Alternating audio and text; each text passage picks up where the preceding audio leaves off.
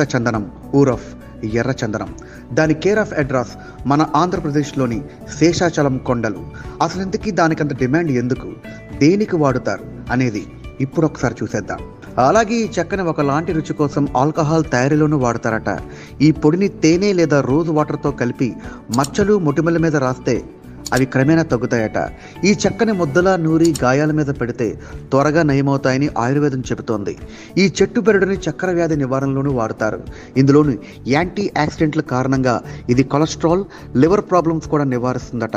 చెక్కని మరిగించి తీసిన డికాక్షన్ డీసెంట్రీ, డయారియాలను కూడా నివారిస్తుంది. పావు టీ స్పూన్ పొడిని నీరు లేదా తేనెతో కలిపి తాగితే పొట్ట సమస్యలు కూడా అల్సర్లు తగ్గుతాయట. దీని నుంచి తీసిన నూనెని చెస్ట్ మీద ఛాతి మీద రుద్దితే కఫం సంబంధిత సమస్యలను కూడా తగ్గుముఖం పడతాయి. ఎర్రచందనం పొడిలో రోజ్ వాటర్ వేసి ముద్దలా చేసి నుదుటి మీద పెడితే తలనొప్పి, మైగ్రేన్ వంటివి కూడా తగ్గుతాయి. ఈ పొడికి శనగపిండి, నిమ్మరసం, రోజ్ వాటర్ కలిపి పేస్టులా చేసి ఫేస్ మాస్క్లా వేసి ఆరాక కడిగేస్తే ముఖం నిగారింపు కూడా సంతరించుకుంటుందట. విలాసవంతమైన ఫర్నిచర్తో పాటు అటు అందం, ఇది ఔషధంగాను దీన్ని విరివిరిగా ఉపయోగిస్తూ ఉంటారు. ఆ కారణంతోనే అరుదైన రక్తచందనాన్ని కోట్ల రూపాయలు చెల్లించి మరీ అక్రమంగా తరలించిపోతున్నారు. నెలలో ఉండే